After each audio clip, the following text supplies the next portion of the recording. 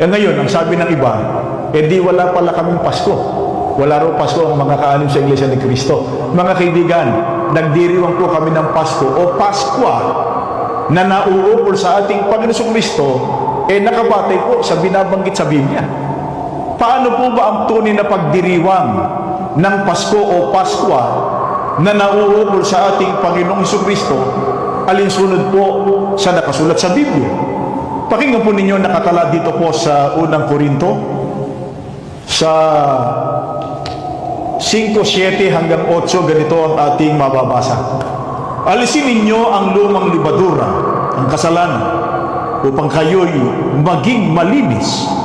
Sa gayon, matutulad kayo sa isang bagong masa na walang libadura, at ganyan nga kayo, sapagkat naihandog na ang ating korderong pampaskwa, si Kristo. Kaya't ipagdiwang natin ang Paskwa, ngunit hindi sa pamamagitan ng tinapay na may lumang libadura ng kasamaan at kahalayan, kundi sa pamamagitan ng tinapay na walang libadura, sagisag ng kalinisan at katapatan. Mga kaibigan, ang Iglesia ni Cristo mayroong Pasko o Paskwa, gaya nga ng binasa natin sa Biblia.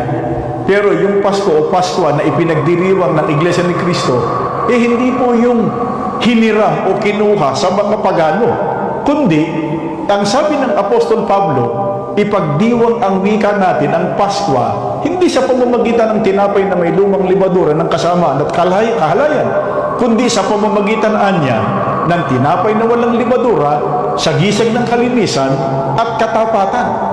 Paano po gagawin yon? Yung kalinisan at katapatan, sa pamamagitan po ng malinis na paraan ng pamumuhay at katapatan sa pagsunod sa lahat ng mga kalooban ng Diyos.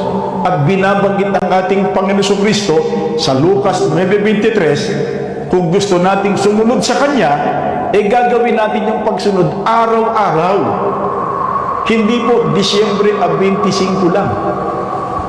Sapagkat ang sabi ng Biblia, naihandog na ang wika, ang kordero o pampaskwa, ang ating Panginoong Kristo.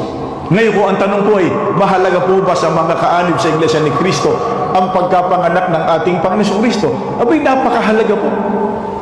Sabagat gaya nga ng binabanggit sa Lucas 2:11 at 13 hanggang 14, makikita nyo sa inyong TV monitor, ipinanganak ang wika at tagapagligtas. May mga anghel na nagdiwang, ang sabi, luwalhati sa Diyos sa kataas-taasan at sa lupa'y kapayapaan sa mga taong kinalulugdan niya. Mga kaibigan, kung ang tanong kami po bang mga kaanib sa Iglesia ni Cristo ay nagpapahalaga sa kapanganakan ng ating Panginoon Kristo?